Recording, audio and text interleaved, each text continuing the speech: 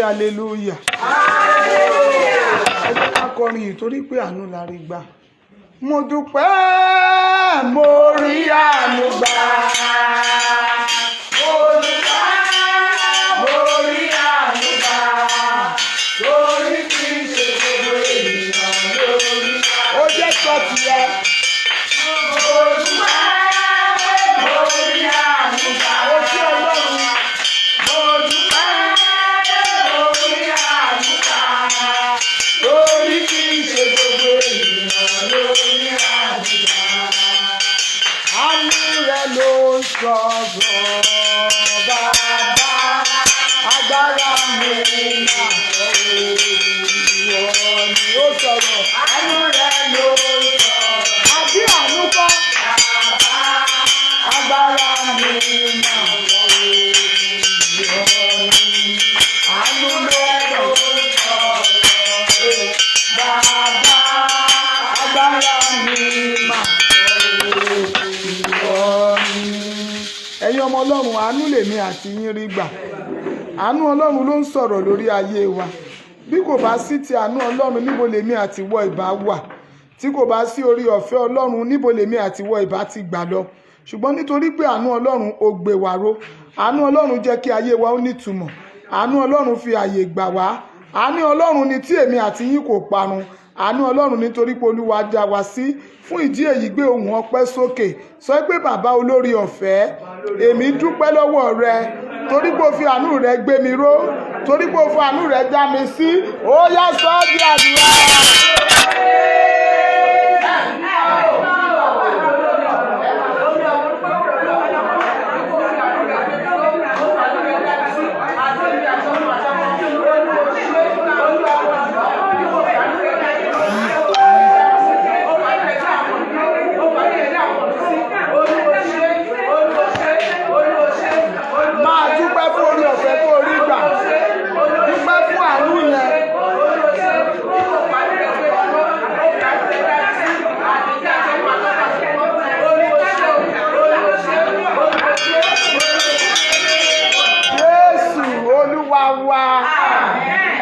Ọ̀fẹ́ Ọlọ́run ni tí àwa kò parun.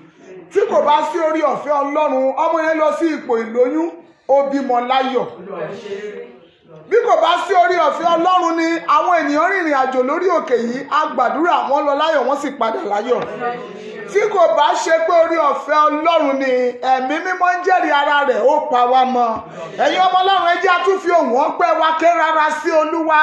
Ẹ sọ ipò Olúwa ó ṣe é fún àánú àti orí ọ̀fẹ́ rẹ ní Ọlọ́run àdúrà.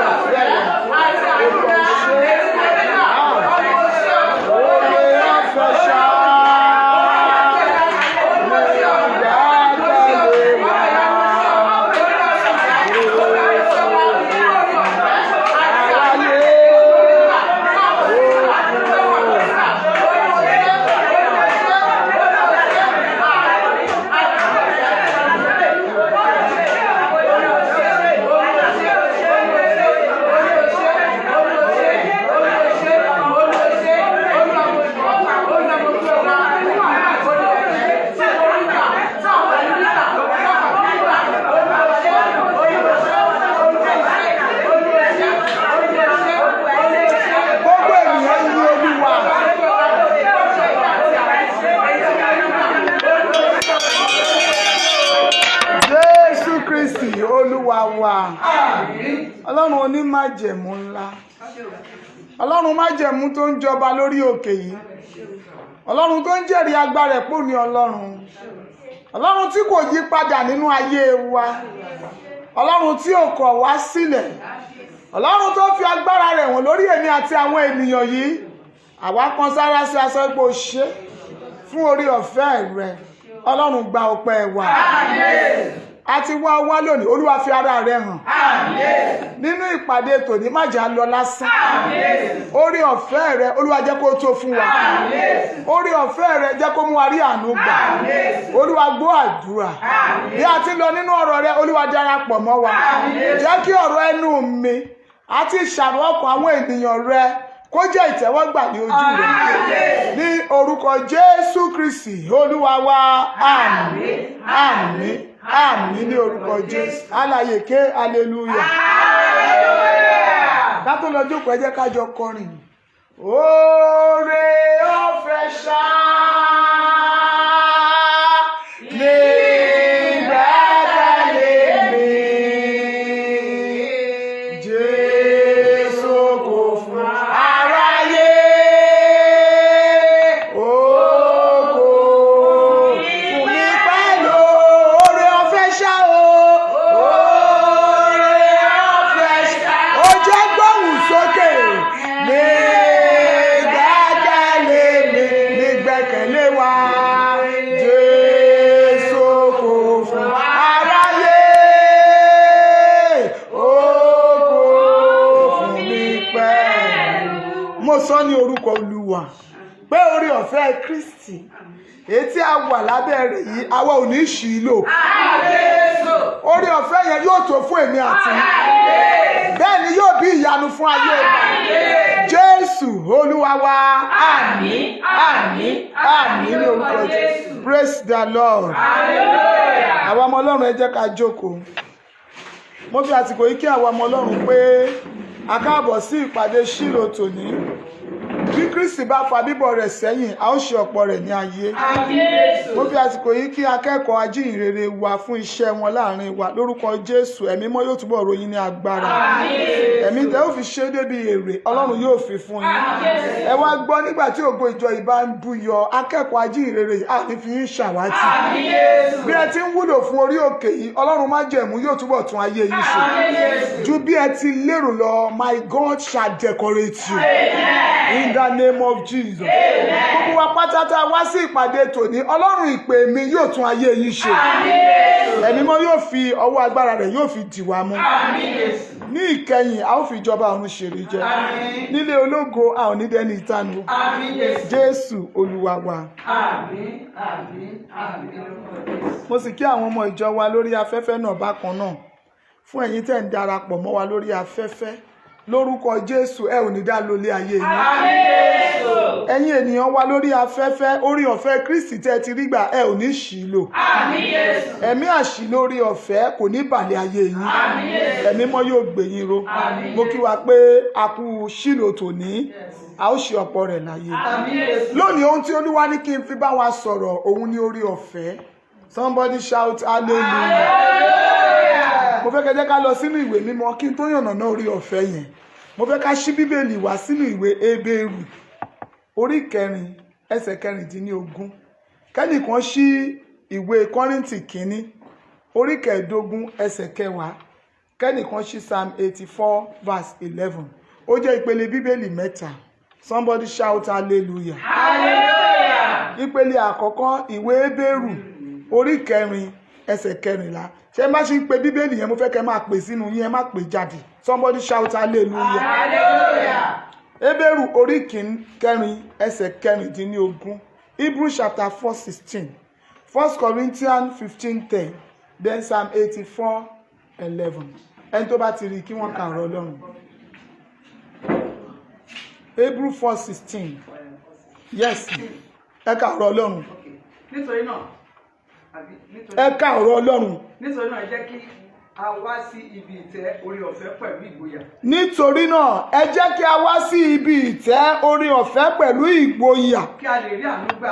kí a lè rí àánú gbà. Kí a sì rí oore ọ̀fẹ́ láti máa ranni lọ́wọ́. Kí a sì ní oore ọ̀fẹ́ láti máa ranni lọ́wọ́ Ní àkókò tí ó wọ̀. ní àkókò tí ó wọ̀. Somebody shout hallelujah. Hallelujah. Mo jẹ́ kí ẹ̀yin ọmọ Ọlọ́run mọ̀ wípé oore ọ̀fẹ́ ó jẹ́ ẹ̀bùn láti ọ̀dọ̀ Ọlọ́run.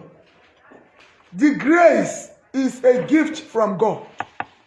Kì í ṣe gbogbo ènìyàn ló ní oore ọ̀fẹ́ irú èyí tí àwa ní láti wà nínú Kristi.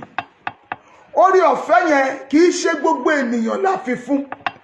Kìkìdá àwọn tí ó bá ṣe ìfẹ́ Jésù, kìkìdá àwọn tó rìn ní ìlànà ti Ọlọ́run, kìkìdá àwọn tí ó ń gbọ́ ohùn Olúwa, kìkìdá àwọn tó ń ṣe ìfẹ́ Ọlọ́run, àwọn ni a kà sí abẹ́ oore ọ̀fẹ́. Àwọn tí a wá kà sí abẹ́ oore ọ̀fẹ́ yẹn, Bíbélì fi yé wa wípé nítorí náà ẹ jẹ́ ká wá sí ibi ìtẹ́ oore ọ̀fẹ́ pẹ̀lú ìgboyà. Somebody shout hallelujah. Hallelujah. Ó ní ká wá sí ibi ìtẹ́ oore ọ̀fẹ́ pẹ̀lú ìgboyà. Ìgboyà tí àwa nínú Jésù ni wípé oore ọ̀fẹ́ yẹn fún wa ní opportunity láti lè béèrè àti láti lè rí gbà. Bí ẹ ti ṣe wá ojú Olúwa nínú ìpàdé Ṣílò tèmi, ẹ̀yin tí ẹ wà nínú gbọ̀ngbọ̀n yàtọ̀ tí ẹ wà lórí afẹ́fẹ́, lórúkọ Jésù Olúwa máa fara rẹ̀ hàn wá. Ẹ bá mi ka 1 Corinthians 15:10. Mo fẹ́ kí mo lérò pé gbogbo wa ó yẹ ká ti ṣí Bíbélì yẹn. Ó yẹ ká ti ṣí ká máa kà. Ẹ má jẹ́ kó jẹ́ nìkan ló máa ka Bíbélì. Yes, kẹ́nìkan ṣí Psalm 84:11.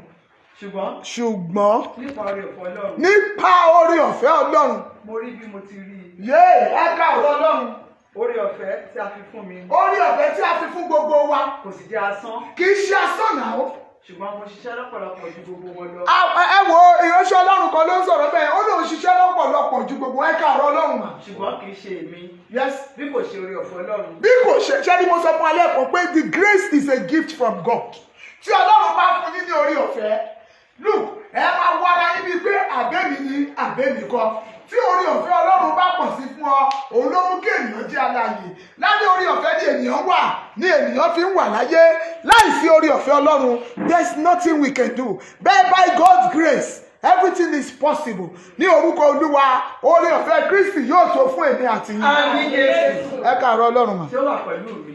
Praise the Lord. Hallelujah. Oore ọ̀fẹ́ Ọlọ́run kò ní fi èmi àti yín sílẹ̀. Kẹ́nìkan ṣí ìwé Psalm yẹn. Mo lérò pé a ti máa ṣí sílẹ̀. Psalm 84:11. Ajínrere yẹn wọ́n sí bí o. Nítorí Olúwa Ọlọ́run ní ọ̀run àti asà. Nítorí Olúwa Ọlọ́run ní ọ̀run àti asà wa. Yes. Olúwa yóò fún ní oore ọ̀fẹ́ àti ògo. Olúwa nìkan ló ń fúnni ní oore ọ̀fẹ́ àti ògo. Ẹ kà lọ́ Ọlọ́run. Kò sí ohun rere tí yóò fà sẹ́yìn. Ẹ wá gbọ́ o. Oh my God. If you have been with God, kò sí nǹkan tó dáa tó máa fà sẹ́yìn lọ́dọ̀ wa. Ìyẹn ni pé àwọn tó dúró d'Olúwa, àwọn tó dúró d'Olúwa, a ó tún agbára wọn ṣe o. A ó tún agbára wọn ṣe o. Wọ́n ó fi ẹ̀gòkè bí ìdì. Wọ́n ó fi ẹ̀gòkè bí ìdì. Wọ́n ó sáré kí ó sì rẹ̀ wọ́n. Kí ó sì rẹ̀ wọ́n. Wọ́n yóò rìn àrẹ̀ kí ó mú wọn. Gbogbo ẹni tó bá ń ṣe jẹ́jẹ́ níwájú Ọlọ́run, ó ní kò sí ohun rere kan tí yóò fà sẹ́yìn kúrò lọ́dọ̀. Ẹ ká ọ̀rọ̀ Ọlọ́run yẹn sà. Ẹ kà síwájú. Ẹ ká verse 12 yẹn fún wa. Psalm 84:12. Nítorí Olúwa Ọlọ́run ní oòrùn àti asà. Olúwa yóò fúnni ní oore ọ̀fẹ́ àti ògo. Kò sì sí ohun rere tí yóò fà sẹ́yìn lọ́dọ̀ àwọn tí ó rìn déédéé. The Bible, the English version says, "For the Lord God is a sun and shield. The Lord will give grace and glory. No good things will be withheld from those that walk uprightly." Ìyẹn gbé gbogbo àwọn tó ń ṣe déédéé pẹ̀lú Ọlọ́run. Gbogbo àwọn tó rìn jẹ́jẹ́ níwájú Olúwa. Gbogbo àwọn tó wá sí ìpàdé Ṣílò bó ṣe ń wá yìí. Kò sí ohun rere kan tó máa fà sẹ́yìn lọ́dọ̀ rẹ̀. Ìyẹn ni pé bí a ṣe ń pe Ọlọ́run lórí òkè yìí, Ọlọ́run máa ń jẹ̀bú tó fún wa ní orí ọ̀fẹ́ yóò máa fi àánú gbọ́ igbe wa. Ìyẹn ni pé gbogbo ẹ̀yin tí ẹ wá sí ìpàdé yìí, àtẹ̀yin tí ẹ darapọ̀ mọ́ ìpàdé yìí lórí afẹ́fẹ́, ìyẹn ni pé kò sí ohun rere tí a béèrè lọ́wọ́ Ọlọ́run tí Ọlọ́run kì yóò ṣe fún wa. Nítorí pé àwa ti ní ẹ̀bùn orí ọ̀fẹ́. We have received the gift of grace. lórúkọ Jésù ẹ̀bùn orí ọ̀fẹ́ yẹn nínú ayé wa mo ní a ò ní ṣì í lò. Ẹsẹ̀ kejìlá yẹn kà fún wa. Olúwa àwọn ọmọ ogun, ìbùkún ni fún olúwa rẹ̀ náà tí ó gbẹ́kẹ̀lé ọ. Ṣé ní gbogbo àwọn tó gbẹ́kẹ̀lé Olúwa, Bíbélì ní ìbùkún ni fún wọn. That is, you shall ask and it shall be given unto you. You shall call unto God. The God will answer you. You shall seek and you shall see. Whenever you seek, you shall find whatsoever you seek for. Ọlọ́run wà láàyè, agbára rẹ̀ wà síbẹ̀, orúkọ rẹ̀ ò ní àdíyelé, kò sóhun tó o béèrè lọ́wọ́ rẹ̀. Ìyẹn ẹ̀yin tí ẹ ṣe kí ni o, ẹ̀yin tí ẹ rìn déédéé níwájú Olúwa. Kìkìdá àwọn tó dúró níwájú Olúwa, ohun gbogbo tí wọ́n bá béèrè níwájú Ọlọ́run, Ọlọ́run yóò sì máa fi àánú ṣe. Mo sọ ọ́ ní orúkọ Olúwa, Ọlọ́run tí àwa ń pè lórí òkè yìí, tí a sì ń ṣe déédéé níwájú rẹ̀. Ohun gbogbo tí a bá béèrè lábẹ́ orí ọ̀fẹ́, mo ní yóò máa fi àánú ṣe fún un. Ọlọ́run má jẹ̀mú ìpè kò ní fi èmi àti yín sílẹ̀. Ojú rere rẹ̀ nínú ayé wa, mo ní yóò máa pọ̀ sí i. Kìkìdá àwọn tó rìn déédéé, kìkìdá àwọn tó ṣe déédéé níwájú Olúwa, kìkìdá àwọn tó gbọ́ Olúwa ní àkókò tó wà sí ní àkókò tí ò wọ̀, kìkìdá àwọn tó ń ṣe ìfẹ́ Ọlọ́run, kìkìdá ọkàn tó dúró nínú Jésù, kìkìdá ọkàn tí kò mú àmúlùmálà, kìkìdá ọkàn tí kò sí Ọlọ́run tí ẹ̀kọ́ bọ̀ òrìṣà díẹ̀, kìkìdá ọkàn tí kò kẹ́kọ̀ọ́ Olúwa níbi kó tí lọ máa pẹ bàbá yẹ̀ níwò, kìkìdá ọkàn tí kò ní Ọlọ́run mìíràn, tí kò ní àfikún Ọlọ́run. Ó ní àwọn tó bá ké pe Olúwa, ó ní Olúwa yóò jà wọ́n lóhùn. Kìkìdá àwọn tó ṣe kí ni o, àwọn tó ṣe déédéé. Ẹ̀yin ọmọ Ọlọ́run lábẹ́ orí ọ̀fẹ́ tí èmi àti yín wà, mo fẹ́ kẹ́ túbọ̀ fi ọkàn yín kẹ́ fi súnmọ́ Ọlọ́run. Mo ń gbà yín sí ìtẹ́ orí ọ̀fẹ́ báyìí, ẹ túbọ̀ fi ọkàn yín súnmọ́ Ọlọ́run. Kí ló tó bẹ̀rẹ̀ yẹn tó rò pé kò lè ṣe? Bíbélì jẹ́ kó yé mi, ó ní èmi ni Ọlọ́run gbogbo ẹran ara, ó ní ìjẹ́ nǹkan àṣòro fún mi bí? Kò sí ohun tó ṣòro fún Ọlọ́run láti ṣe o. Àwọn ọmọ ológun rẹ̀ yẹn wọ́n máa tayọ. Èyí tí ò tí ìmọ̀kọ wá yẹn, ó máa mọ́kọ wá láìpẹ́. Ẹ gbọ́ lórí yẹn, ó ní má sọkún mọ́ ọ̀rẹ́ mi o, ìbànújẹ́ ayé rẹ̀ fún wọn ìgbà díẹ̀ ni. We are under the grace of God. Àwọn lábẹ́ orí ọ̀fẹ́ Ọlọ́run, ìbànújẹ́ ayé rẹ̀ yẹn màmá, just listen attentively. It's for a while. Ní ìgbà kan bọ̀ wá, ó máa wà nínú ayọ̀, ó wá máa wá ara rẹ̀ pé àbẹ́mi ni àbẹ́mi ni. Ẹgbẹ́ Bíbélì ni ó sọ fún wa, ó ní bí ẹkún pẹ́ ti alẹ́ kan, ó ní ayọ̀ ń bọ̀ ní òwúrọ̀. Kìkìdá ohun tí a nílò ni, ẹ jẹ́ ká fara wa súnmọ́ Ọlọ́run, ẹ jẹ́ ká ṣe déédéé níwájú Olúwa, fi ohun ìní rẹ̀ bọ̀wọ̀ fún Ọlọ́run, pé Olúwa ní àkókò tó wà àti ní àkókò tí ó wọ̀. Máa wá ojú Olúwa ní gbogbo ìgbà, fi ayé rẹ̀ sílẹ̀ fún un. Ó lè ṣe o, ohun gbogbo ló lè ṣe. Èmi ní àrídájú rẹ̀, mo mọ̀ ó yé mi yékéyéké. Torí náà mo ṣe ń fi ọwọ́ Jésù sọ̀yà fún ìwọ tó wà lábẹ́ iṣẹ́ ìránṣẹ́ tí ò ní, pé orí ọ̀fẹ́ Ọlọ́run ó wà fún kìkìdá àwọn tó ṣe déédéé. Àlẹ́bùn ní o fún àwọn tá a fún lórí ọ̀fẹ́, kì í ṣe fún gbogbo ènìyàn. Ṣùgbọ́n nítorí pé ìwọ jẹ́ ọ̀kan nínú àwọn tó ní ẹ̀bùn yẹn, torí náà lónìí fi ayé rẹ fún Jésù. Tí Jésù mú ṣàgbẹ́kẹ̀lé yóò gbà ojú kò ní sí ọ. Tábà rí ọkàn tó wà níbí tí kò sí ìfẹ́ ayé rẹ̀ fún Jésù, tó jẹ́ kó sì ń ṣe àmúlùmálà, èmi ìbá ní kó dìde dúró níbi tí ó bá, ẹ jẹ́ gbogbo ojú wà ní dídì, ẹ jẹ́ gbogbo ojú wà ní dídì ká tẹrí ìwà bá. Ó bá dìde dúró níbi tí ó bá gbé wà yẹn, ó bá máa sọ fún Olúwa nínú ọkàn rẹ pé Jésù, mo fi ayé mi fún ọ, èmi rọ̀ mọ́ ọ tipẹ́tipẹ́, mo yọ̀ǹda ayé mi fún ọ, túbọ̀ lò mí fún ògo rẹ. Ìwọ tó ti yọ̀ǹda ayé rẹ fún Jésù, ìwọ tó ṣì ń lọ ọ̀dọ̀ bàbá yẹ̀mí wò, ìwọ tó ṣì gbọ́ pé Jésù ò lè já ìwà ayé rẹ gbé, ó bá dìde dúró lórí ẹsẹ̀ rẹ, máa sọ bí tó gbé wà yẹn, máa sọ fọ́lọ́run, Olúwa mo fi gbogbo rẹ̀ sílẹ̀ fún ọ, mo yọ̀ǹda ayé mi fún ọ, Olúwa lò mí fún ògo rẹ. Ẹ̀yin tẹ́ dìde dúró yẹn, mo fẹ́ kẹ́ súnmọ́ wájú, mo fẹ́ kẹ́ gbé ẹsẹ̀ ìgbàgbọ́ síwájú. Ẹ̀yin tẹ́ dìde dúró yẹn, ẹ gbé ẹsẹ̀ ìgbàgbọ́ súnmọ́ wájú, ẹ máa sọ fún Ọlọ́run nínú ọkàn yín, Olúwa mo ti yọ̀ǹda ayé mi fún ọ, mo ti gbọ́ wípé orí ọ̀fẹ́ ìwọ nìkan ló fi fún ènìyàn, mo ti gbọ́ pé ìwọ ló ní orí ọ̀fẹ́ ní ìkáwọ́, mo sì gbọ́ wípé àwọn tó bá rìn déédéé orí ọ̀fẹ́ yẹn ti wọn ni. Olúwa mo fi ayé mi sílẹ̀ fún ọ, Olúwa lò mí fún ògo rẹ, èmi ti ṣetán, mo ti yọ̀ǹda ayé mi pátápátá fún ọ, Olúwa lò mí fún ògo rẹ. Gbọ́ àdúrà Jésù Olúwa wa. Àmín. Ẹ̀yin tí ẹ súnmọ́ wájú yẹn súnmọ́ bí. mo sọ ní orúkọ Olúwa, ọwọ́ Olúwa èyí tí fúnni ní orí ọ̀fẹ́ àìlè ìdíyelé ẹ̀mí mọ́mọ́ ó yá kó yọ̀ǹda rẹ̀. Àmín. Bí ẹ ti ṣe fi ayé ní sílẹ̀ fún Jésù lónìí, ẹ̀mí mímọ́ yóò lò yín fún ògo. Àmín. Agbára Kristi olùgbàlà yẹn ó yá kó wọnú yín. Àmín. Ó ní bí bàbá mi ti bí èmi ti ṣe gẹ́gẹ́, ó ní bẹ́ẹ̀ gẹ́gẹ́ ni ẹ̀yin yóò máa ṣe. Mo pa àṣẹ ní orúkọ Jésù, orúkọ Jésù tó ń ṣiṣẹ́ ìmúláradá iṣẹ́ ìwòsàn, èyí tí gba ayé ẹni láti fúnni ní ìgbàlà ilé ìdíyelé lórúkọ Jésù ó yá kó wọnú ayé ẹni. Àmín. Ẹ̀mí láti máa ṣe ìfẹ́ rẹ̀ títí òpin ẹ̀mí kó mọ̀lé. Àmín. Jésù Olúwa wa.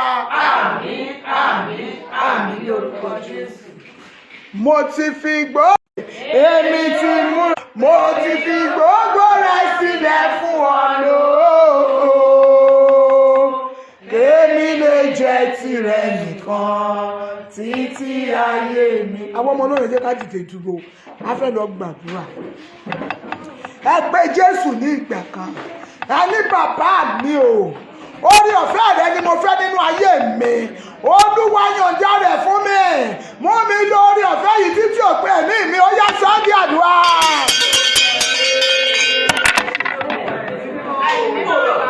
Orí ọ̀fẹ́ yìí ni mo fẹ́, Olúwa ó yá yọ̀ǹda rẹ̀ fún mi. Ẹ̀yin ọmọ Ọlọ́run ẹ gbàdúrà yìí dáadáa. Olúwa fún mi ní orí ọ̀fẹ́ yìí títí òpin ẹ̀mí mi tí màá rí ìlò. Olúwa yọ̀ǹda rẹ̀ fún mi. Ẹ̀yin ọmọ Ọlọ́run lórí afẹ́fẹ́ béèrè fún orí ọ̀fẹ́ yìí. Jésù nìkan ló pè é fún orí ọ̀fẹ́.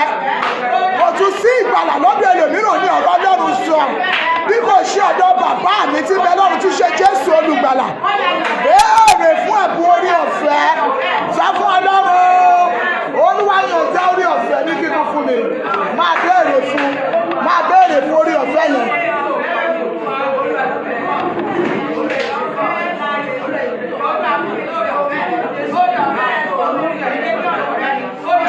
Béèrè fún orí ọ̀fẹ́ yẹn. Béèrè fún.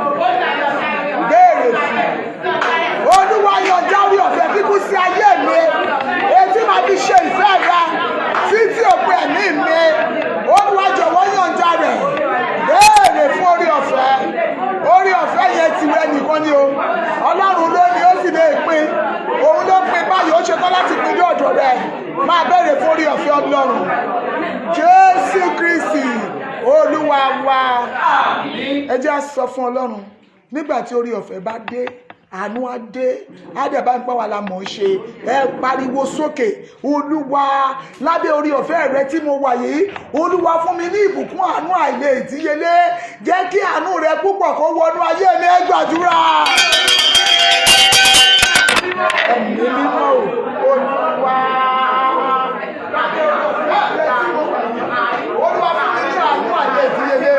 Béèrè fún àánú yẹn. Ọlọ́run ló fún ni tí kì í sí rẹ̀ dùn. Ó yá béèrè fún. Àánú Ọlọ́run ó yá béèrè fún. Olúwa lábẹ́ orí ọ̀fẹ́ rẹ tí mo wà, Olúwa yọ̀ǹda àánú rẹ fún mi. Àánú rẹ àìlè ìdíyelé, Olúwa yọ̀ǹda rẹ̀ fún mi. Olúwa yọ̀ǹda rẹ, ẹ̀mí mímọ́ yọ̀ǹda àánú rẹ fún mi. Jésù Olúwa wa. Ẹ pé Jésù lẹ́ẹ̀kan. Ẹni Olúwa, mo ń fẹ́ ìyanu rẹ, mo ti wà lábẹ́ orí ọ̀fẹ́ rẹ. Olúwa yọ̀ǹda àánú rẹ fún mi. Ìyanu tójú àríté tí a gbọ́ ní ìjáde lọ sílò yìí, Olúwa gbé lé mi lọ́wọ́, ó yá gbàdúrà. Ẹ̀mí mímọ́ Olúwa, mo ti wà lábẹ́ orí ọ̀fẹ́ rẹ. Mo fẹ́ ìyanu èdè tí gbọ́jọ́ ní ń lò yìí. Olúwa fi fún mi.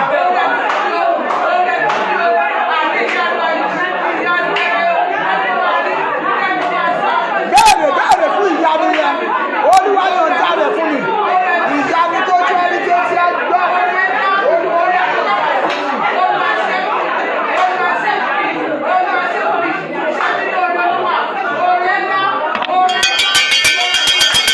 Jésù Kristi Olúwa wa. Gbogbo ènìyàn lè lábẹ́ bí kásẹ̀ rẹ̀ pariwo pé Jésù ní ìgbà mẹ́ta, kó wá nawọ́ rẹ sókè. Olúwa má jẹ́ kí n ṣe orí ọ̀fẹ́ tí mo gbà lónìí lò.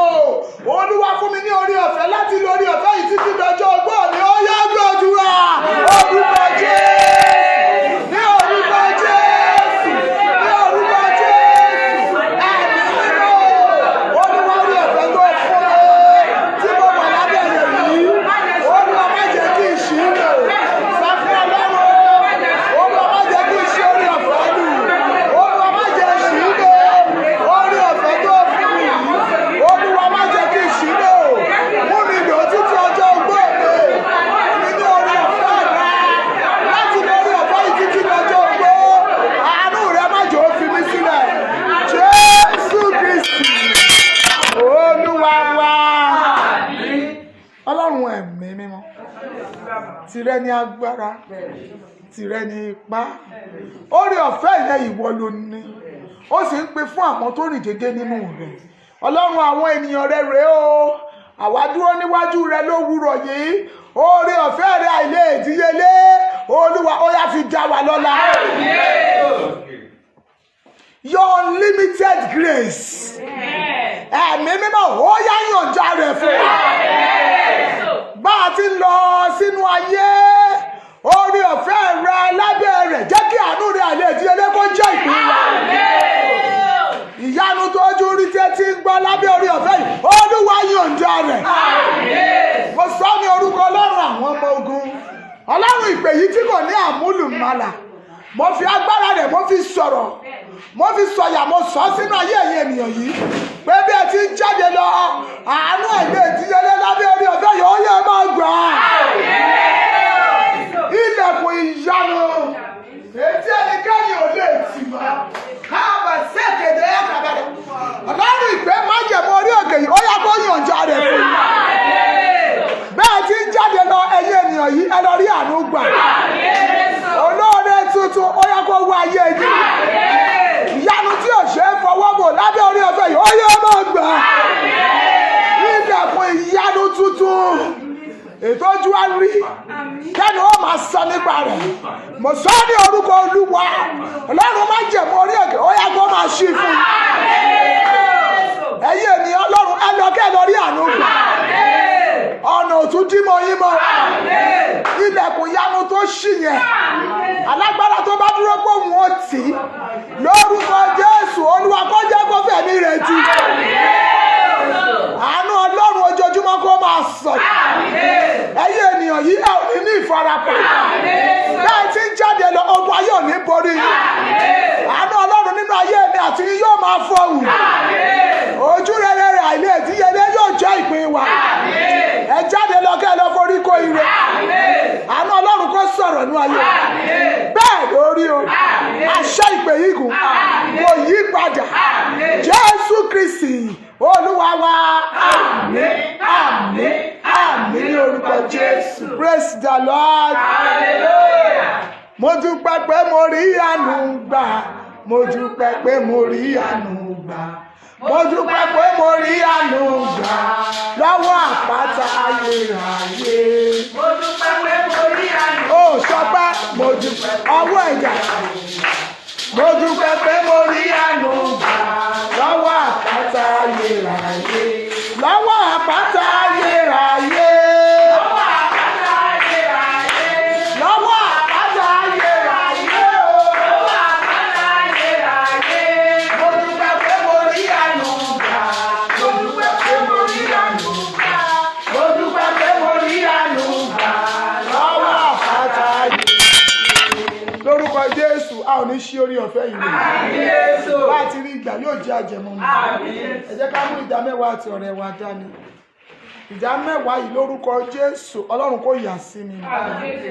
Àmì ipò àpò wọ́n sílẹ̀, Olúwa kó fi rọ́pò fún wa. Ìdá mẹ́sàn-án tó kù wọ́n ṣàmì wọn ṣàmì ẹ̀ ò ní fi wo àìsàn. ìdámẹ́sàn tó kù ẹ ò ní fi pẹjọ́.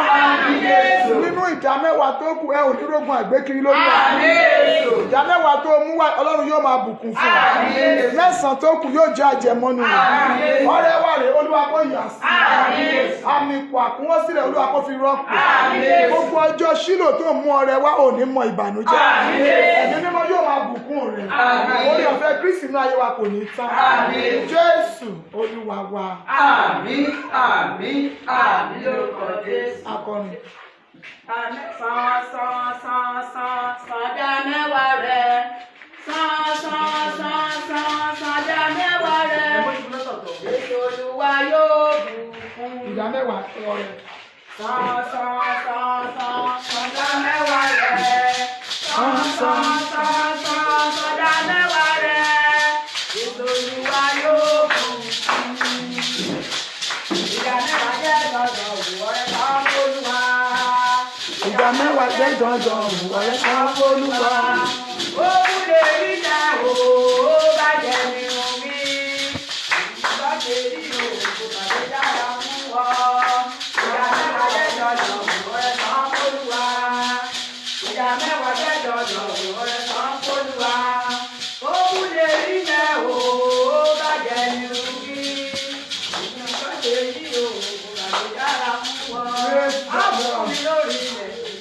Praise the Lord. Hallelujah. Lórúkọ Jésù Olúwa yóò bùkún wa. Àmín. A ò sì ní tọrọ jẹ. Àmín. Ẹ jẹ́ ká gbé omi wa sókè. Àwa olómi yèrè o. Omi yèrè. Jésù olómi yèrè o. Omi Ìjọ aláṣẹ olómi yèrè o. Omi Ìjọ Virtue of Christ olómi yèrè o. Omi yèrè. Omi la fi ṣe ìwòsàn o. Omi la fi ṣe ìwòsàn. Omi la fi ṣe ìwòsàn o. Omi la fi ṣe ìwòsàn. Òkú àlá àmọ́dá láàyè. Omi la fi ṣe ìwòsàn. Òkú àlá àmọ́dá láàyè. Omi la fi ṣe ìwòsàn. Omi la fi ṣe ìwòsàn o. Omi la fi ṣe ìwòsàn. Ó sòkú alẹ́ àná dá láàyè. Omi la fi ṣe ìwòsàn. Babalọ́lá olómi yèrè o. Omi yèrè. Ìyèrè o. Ìjọ aláṣẹ olómi yèrè o. Omi yèrè o. Omi yèrè. A máa gbé omi yẹn síbi ẹnu wa. A máa pe agbára Ọlọ́run ní ìgbà méje. Iná Ọlọ́run ní ìgbà méje. Ẹ̀jẹ̀ Jésù ní ìgbà méje. Mi ò ní kó ṣí o. Agbára Ọlọ́run yẹn mo fẹ́ kó mọ rírì rẹ̀. Wàá pe agbára Ọlọ́run méje. Ẹ̀jẹ̀ Jésù, iná Ọlọ́run méje. Ẹ̀jẹ̀ Jésù la ó fi kásẹ̀ rẹ̀. Ó ní aṣẹ́gun dírágọ́nì náà nípa ẹ̀jẹ̀ ọ̀dọ́ àgùntàn àti nípa ọ̀rọ̀ ẹ̀rí ẹnu wọn. Ẹ pe agbára Ọlọ́run ní ìgbà méje. 1, 2 go. Agbára Ọlọ́run o. Agbára Ọlọ́run o. Agbára Ọlọ́run o. Agbára Ọlọ́run o. Agbára Ọlọ́run o. Agbára Ọlọ́run o. Agbára Ọlọ́run o. Iná Ọlọ́run o. Iná Ọlọ́run o. Iná Ọlọ́run o. Iná Ọlọ́run o. Iná Ọlọ́run o. Iná Ọlọ́run o. Iná Ọlọ́run o. Ẹ̀jẹ̀ Jésù. Ẹ̀jẹ̀ Jésù. Ẹ̀jẹ̀ Jésù.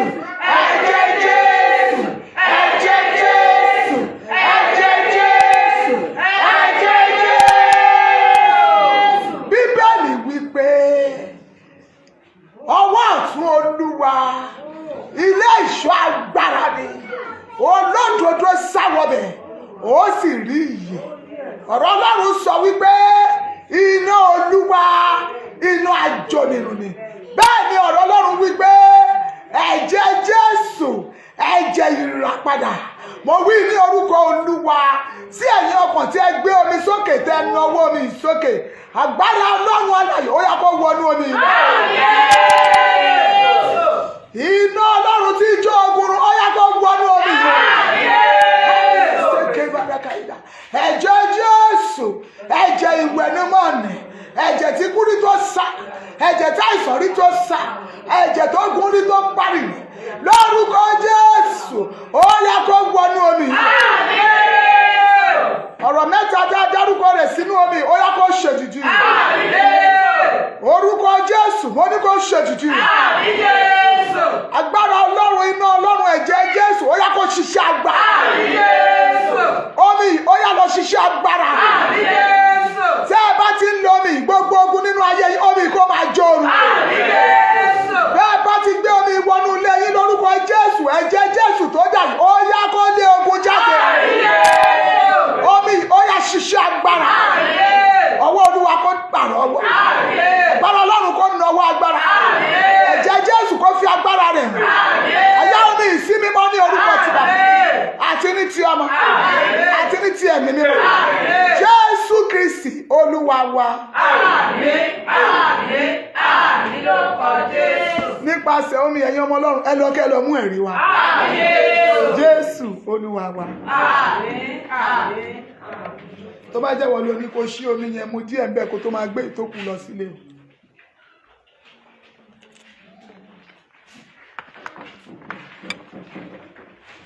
Ẹ̀gbọ́n nìyẹn ó ní ó ti ṣẹ́ oko tún gbérí mọ́. Ó ti ṣẹ́ oko tún gbérí mọ́. Ogun táyé fi ń pè mí lórúkọ ó ti ṣẹ́. Ogun táyé fi ń pè mí àti wọ lórúkọ lónìí, ogun náà ṣẹ́ gbọ́dọ̀. Lórúkọ Jésù kò tún lágbára mọ́. Ẹ jẹ́ ká ka àkọ̀mọ́ná wa ká tó máa lọ.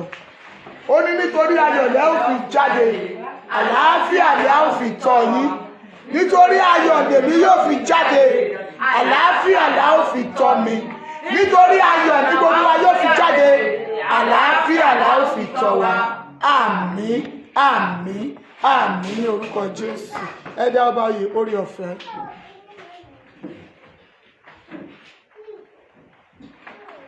Praise the Lord. Hallelujah. Wọ́n ti dìbò wa ní sámù ààrẹ torí ọ̀fẹ́. Mo fẹ́ kẹ́ mú ìgbọ̀n rí. Ṣé ẹni bí èèyàn bá gbàdúrà tán èèwọ̀ ẹ̀? Ṣé ẹnu ìgbà tó dé nípa tó ń dènà àdúrà? Kò yọ ìránṣẹ́ Ọlọ́run lẹ̀, kò yọ ẹ̀mí lẹ̀, kò yọ ògo nílẹ̀. Ìmọ̀ àdìmáìsì ni fún máa fẹ́ sọ̀rọ̀ lọ́dọ̀ ní ẹ̀mọ́ ìjà o. Ẹ bá rí ìbínú kẹ́ máa ti ní. Ẹ máa ti kí àdúrà kó lè ṣe kí ni? Kó lè jẹ́ ẹ̀sẹ̀ ọgbà. Ṣé nígbà tí wọ́n fi wọn dápọ̀? Ṣé ìwọ tó bá fa ilé ẹ̀fọn náà? Tó dẹ̀ rò tó ti ṣe àwọn kankan. Àwọn ìkan tó dẹ̀ ẹ̀ka máa ṣe ó ti pọ̀ lọ́rẹ́ pẹ́lẹ́ jáde òótọ́ fún gbogbo ara wa. Níbo ni wọ́n á kù sílẹ̀? Ẹ̀kọ́ gbàdúrà yìí pé ní gbogbo ìkan tí wọ́n kà á lẹ̀ yẹ kí kéèyàn máa ṣe. Olúwa tó wà lọ́wọ́ wa tó kó kí n ṣe kó fà ń dájú ẹ̀ sọ́dà náà. Lórúkọ Jésù, Ọlọ́run ìwọ̀n Olúwa níbo ni ìsinmi náà. Yóò kọ́ ọmọ ọdọ́ máa ṣe lẹ́yìn tí ó ṣe. Olúwa máa ṣe tí mo ṣe ṣe. Olúwa fún mi ní ìgbà náà. Jésù Olúwa wa. Àmín. Kí ṣe ìfẹ́ rẹ̀ ní tòótọ́ Olúwa gbé wọ̀ mí ẹ sọ́dà àdúrà. Lórúkọ Jésù, ẹ̀mí mímọ́ o, ẹ̀mí tí ṣe ìfẹ́ rẹ̀ ní tòótọ́. Olúwa gbé wọ̀ mí mọ́ mi. Ẹ̀mí tí ṣe ìfẹ́ rẹ̀ ní tòótọ́. Àmín. Wọ́n ní bí ẹlẹ́sẹ̀ kan bá ronú pé ọ̀dà wọ́n ní káwọn náà ń jẹ́ ìlú ìjọsìn lẹ́fù. Ìjẹ́ yìí polongo ìjọ yìí, ìjẹ́ yìí polongo ẹ̀. Tí àbájẹ́lìsì náà ń ṣe tó bó ṣe ẹran ṣe tó. Tá a bá jọ ń ṣe, tá a bá ti jáde ẹgbẹ́ ká jọ polongo ẹ̀ síta. Bí ìjọ tó bá wọ́n ṣe ìjọba ẹ̀ wá síbi. Ìjẹ́ mọ̀ bí wọ́n á dé ìjọ ìjọ máa ronú kú àdá. Bóyá nítorí ẹni tẹ́ wá lọ́wọ́ àti fún yẹn ọlọ́run náà dáadáa ló pèsè wájú wa. Sílẹ̀ yóò ṣe, sílẹ̀ yóò ṣe, kí gbogbo àwọn yóò ṣe láti polongo Jésù Kristi ìgbìrírí ni àníká polongo. Kéèyàn tó dẹ̀ lè ṣe wúrọ̀ gbogbo àwọn tó lọ́ọ̀ tó ti gbàrà gan, wọ́n ní kí ó ní ètò èèyàn ṣe, kó ní jẹ́ fún ìgbàlẹ̀ ẹlòmíràn. Pẹ̀sìpẹ̀ gbogbo iná ẹ̀rọ náà kó ṣe kú lọ ní gbogbo ẹ̀fúgbẹ̀ sínú agbára ẹ̀mí ẹ̀dá tó sínú ayé ìbẹ̀ sọ́dà àdúrà. Lórúkọ Jésù, ẹ̀mí mímọ́, Olúwa tí inú agbára rẹ̀ mímọ́ yẹn dá sínú ayé mi, jẹ́ kó túbọ̀ máa jó. Inú agbára ẹ̀mí mímọ́ rẹ̀, Olúwa tí ń dá sínú mi, jẹ́ kó túbọ̀ máa jó. Àmín. Orí ọ̀fẹ́ Jésù Kristi Olúwa wa, ìfẹ́ mímọ́ ti Ọlọ́run, ìdàpọ̀ ti ẹ̀mí mọ́, kí ó sọ̀kalẹ̀ kí ó máa bá wa gbé láti sìn lọ àti títí láéláé. Àmín, àmín, àmín ní orúkọ Jésù. Hallelujah. You are blessed in Jesus' name. The Lord will strengthen every one of us in Jesus' name. This fellowship continue next week Tuesday. The Lord will bless you. And join all our program online. Àdúrà ìyá sí ọmọ ó wà lórí afẹ́fẹ́. Gbogbo àwa tí WhatsApp wa bá wà níbí, ẹ jẹ́ ká fi sílẹ̀. ká lè fi ránṣẹ́ sí wa. Àwa tá ti ń gbádùn àdúrà yẹn, àdúrà ìyá sí ọmọ ó ṣe pàtàkì. Ẹ̀yin abiyamọ ẹ máa gbàdúrà fún àwọn ọmọ yín, yóò sì dára fún wa. Ọjọ́ ọ̀la àwọn ọmọ wa ó wà ní ìkáwọ́ Ọlọ́run, Ọlọ́run yóò sì bùsí fún wa. Jésù Olúwa wa. Ẹ ní ọjọ́ rere o.